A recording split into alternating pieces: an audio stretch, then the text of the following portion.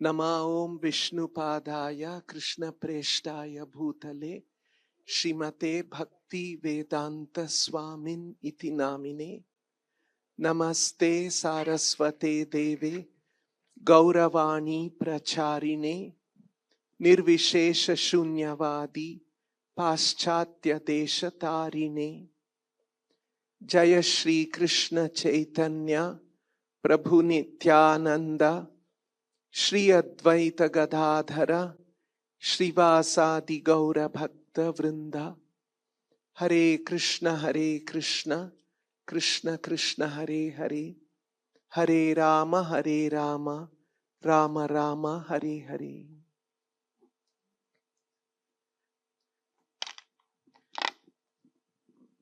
Thanks to dear Karthikeyanji, thanks to the organizers to give me an opportunity to share some thoughts about meditation with all of you.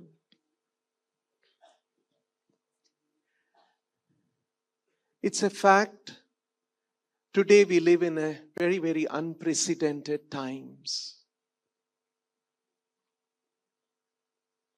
We have all learned that how the Industrial Revolution took many decades or even centuries to bring about change in human society and human behavior.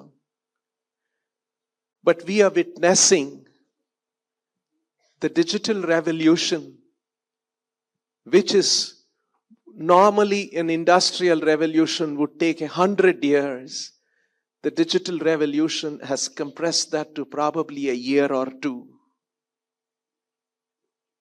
So it's a fact that we are in unprecedented times in the history of humanity. There is so much information that's available to people, and we see that information flowing through the small gadget that we hold in our hand, carry in our pockets, everywhere. But it is also sad that this overwhelming information and access to information is not always having only beneficial effect.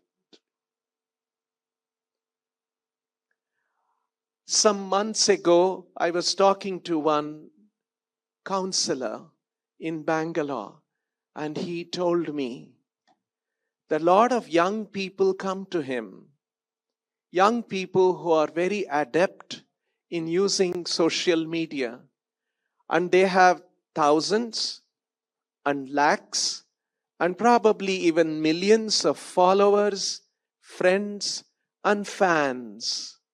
But they come to him with depression and feeling loneliness.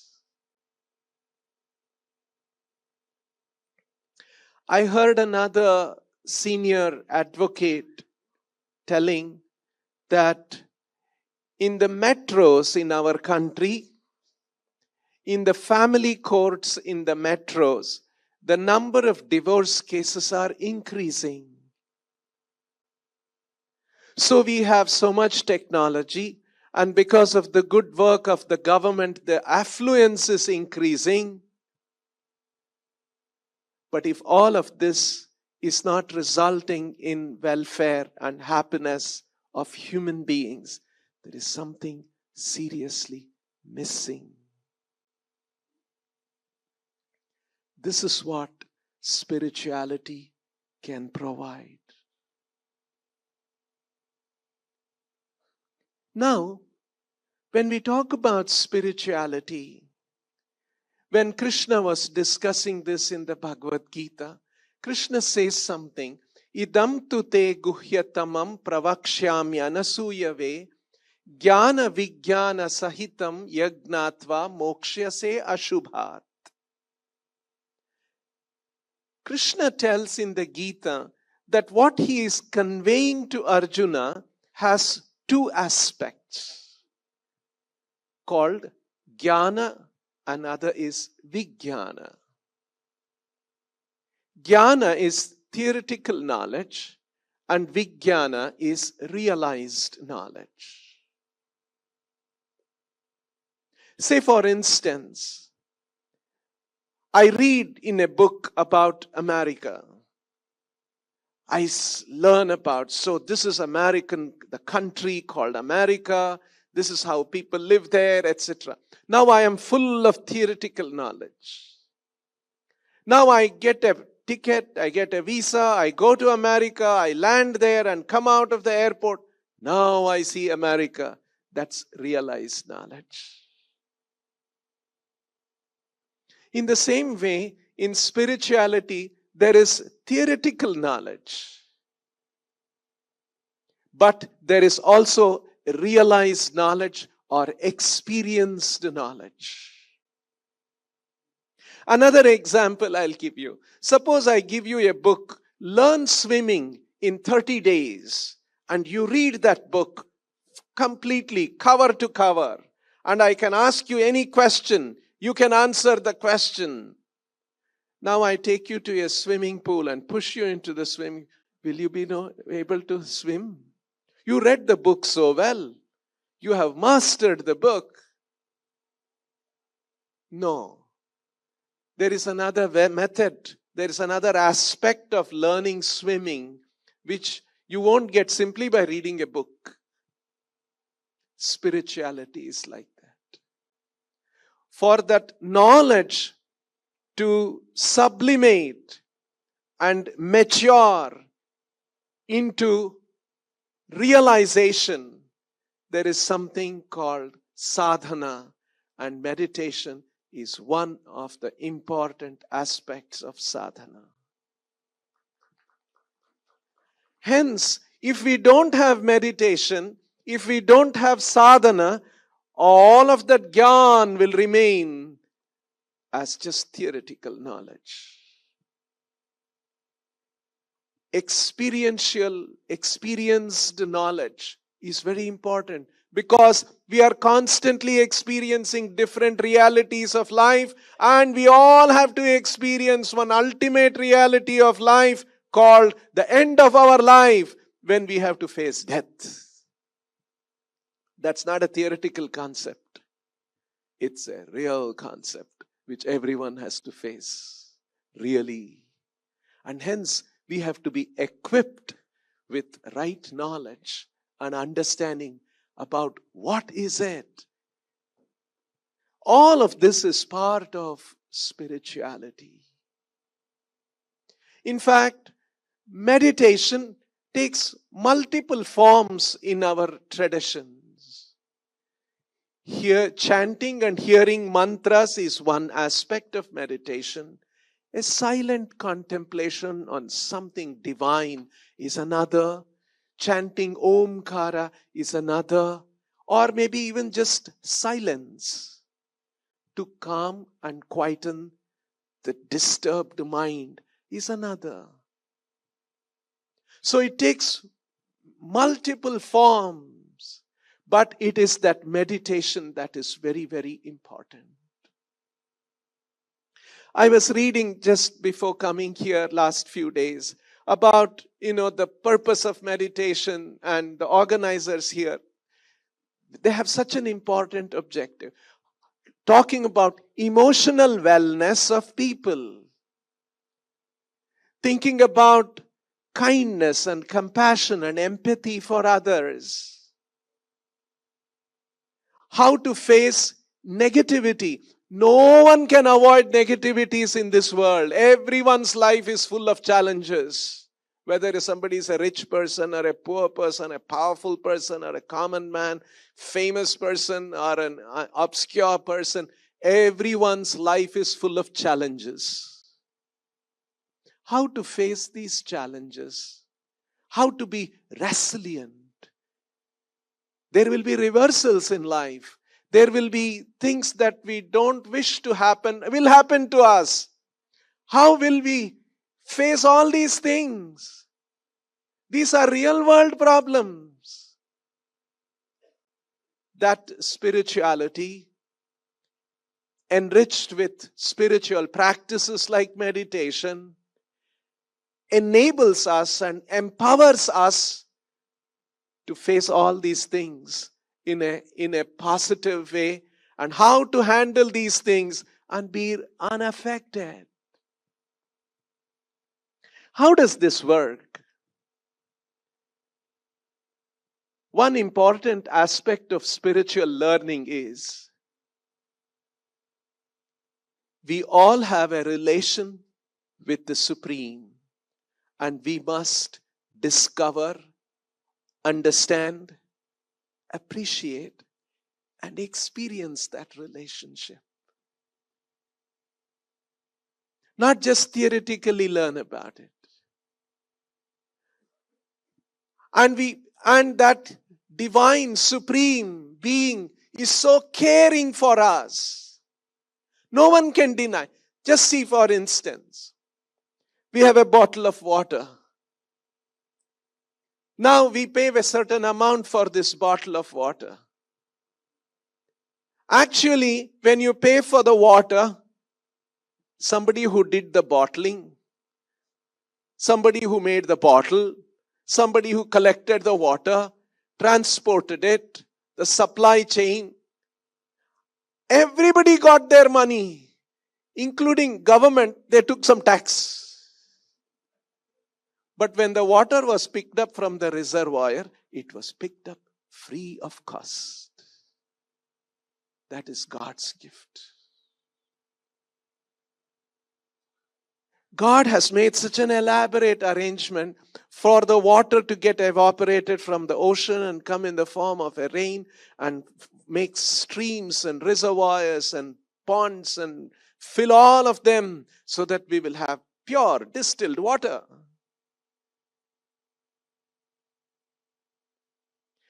Every moment we need air. Many of you would have experienced this, I'll tell you. Sometimes when you go in the flight,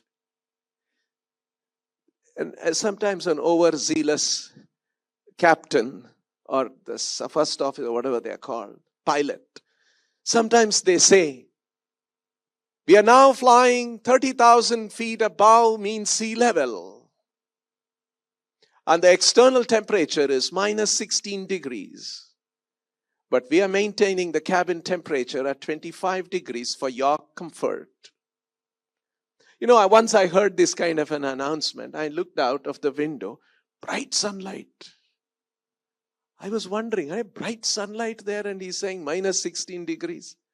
And the aircraft lands a few minutes or hours later, and then outside temperature is 25 degrees, 30 degrees, whichever part of the country you are in. So, up there, 30,000 feet, there is sunlight, there is no temperature there. But when you land here, there is temperature. Why is it? Because from science we understand there is a blanket of atmosphere, and in that atmosphere there is carbon dioxide. Carbon dioxide is one of the greenhouse gases. It has the ability to capture sun heat and retain it. And up there at 30,000 feet, there is no atmosphere, or it is rarefied, and hence there is no carbon dioxide, and hence it is not able to keep the temperature there. It is at minus 16 degrees there. And why do we have atmosphere here? It is because of gravity. Gravity is holding the atmospheric blanket around the earth, and because of that, we all have a reasonable temperature, we all have air to breathe, and we are able to do our life. In fact, and all this is happening because of gravity. And gravity is available free of cost. Anybody is paying gravity taxes, gravity bills in your life? Nobody. Not yet. Okay. Good. The way we are going, what things are happening. Just imagine how we take it for granted, all the gifts of God. If there was no gravity, we will not be able to sit comfortably like this in an auditorium and have a discussion. If there is no gravity, we will all be floating out. And if we go out and somebody taps you, maybe you will be out. Gravity is a very neat arrangement which pulls everything down, and so we are all stuck here, and we are able to organize ourselves on X and Y axis, and we don't have to worry about flying up in the Z axis. And all of this is available free. Now I'll give you another example. Every few hours we all need food. If we skip a meal, if we skip something, how we will become, we have all experienced some kind of hunger sometimes. And for food, you need water, you need air, you need earth, and you need sunlight. All of these are God's gifts to mankind. It is not a creation of a human being. It's not made in an industry. It is not made by the kings and emperors. It's not made by the governments. We all take advantage and mess it up also. But all of this is available free of cost. Just imagine, every morning sun rises and sets and is producing profuse energy, because of which we have food and we are able to eat. And what is the sun? Actually, we remember from our high school science, we all remember, there is an isotope of hydrogen combining together to form a helium molecule, and it is releasing enormous amount of energy. And that it's a huge powerhouse just going around, rising, setting. Who made all these? These are arrangements on a cosmic scale. None of us can make. We only take benefit out of it. This is how caring that supreme divine being is about all of us. This is how loving he is. And hence, we must understand about him. We must connect with him. We must relate with him. And the Vedic literatures teach us that we have a relation with him. Just before I walked in, some discussion happened. And so how do we understand God? Is it only a matter of faith? Some kind of discussions came up. And so I was telling them, you see, it is like this. We need the help of the Shastra, the Vedic literatures, or any other religious literature that is available traditionally in different parts of the world. The Vedic literatures say that the Vedic literatures are prakashamanaha.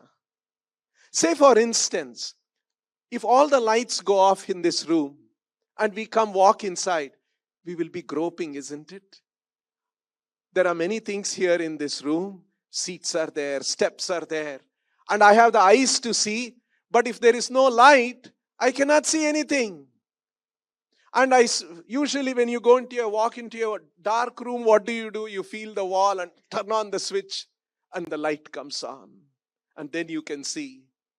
In the same way, we may have in the human form of life, we have the ability to grasp all these spiritual concepts, and there are spiritual realities and truths to be understood. But if we don't have the light of the Vedic literatures, we will not be able to see, even though we have the ability to see. This is the position of the Vedic literatures. So, with the help of the Vedic literatures, we must understand the relationship that we have with the divine, and this is not just a theoretical thing. This is something that can be experienced. Krishna uses one expression in the Gita, pratyaksha avagamam.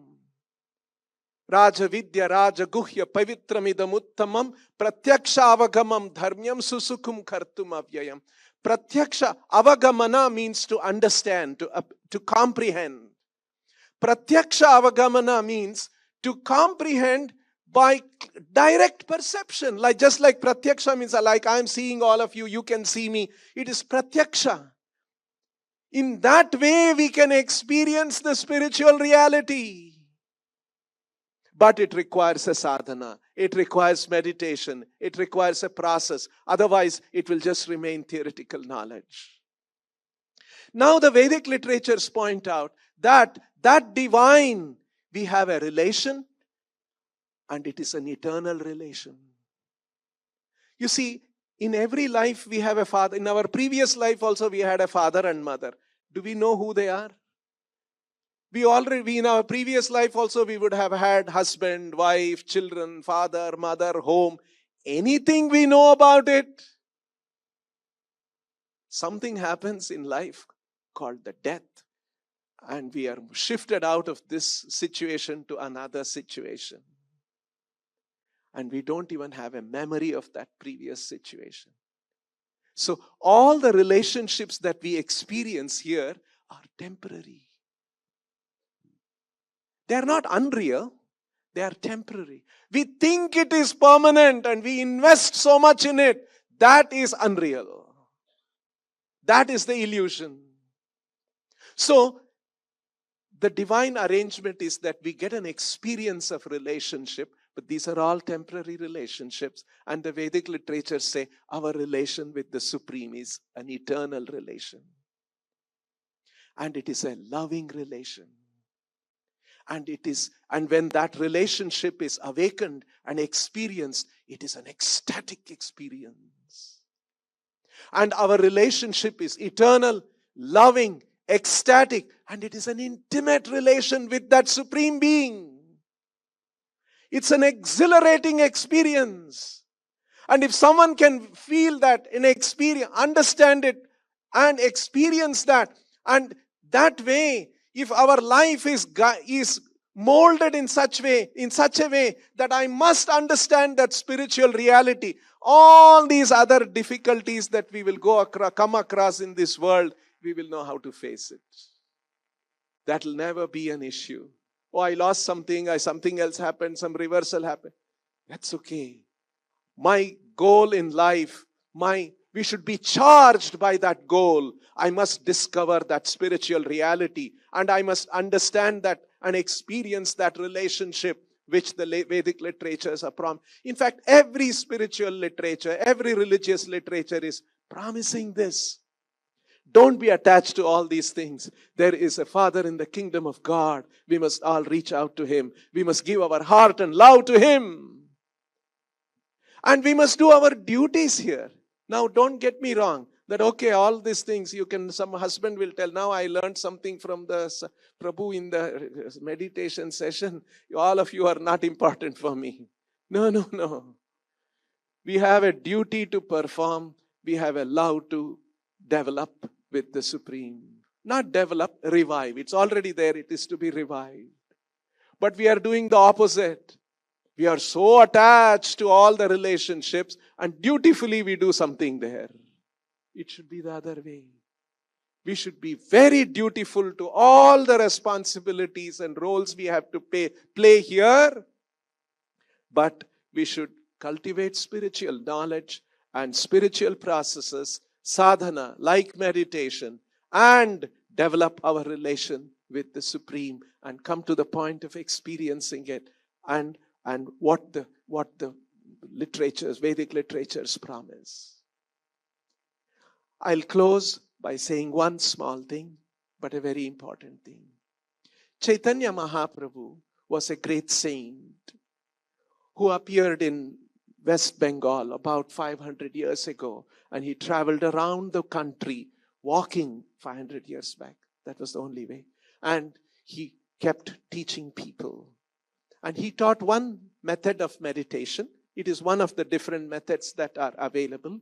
And the method that he taught was called mantra meditation.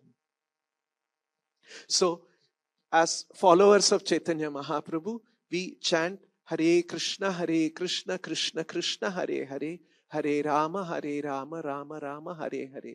This is a meditation on the mantra. We chant and hear the sacred vibration of the mantra.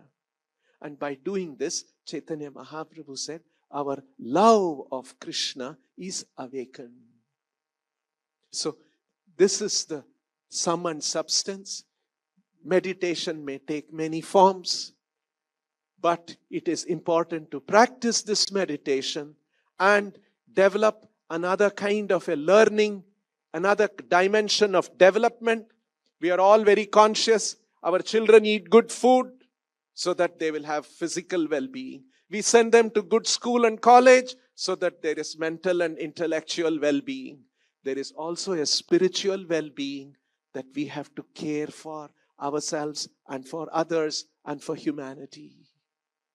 And when we lack that spiritual well-being, and when that spiritual well-being is neglected, we will have all kinds of problems.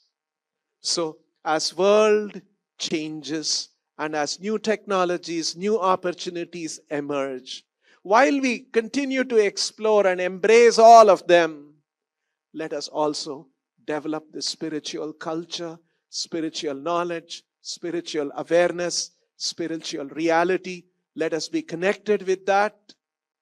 And that way, even though radical changes come about in life, we will be grounded to reality, and we will have a more enriched, more positive life that we can share with everybody. Thank you very much. Thank you, sir. For more details about Project Excellence, write to us at excellence@buddhaceo.org.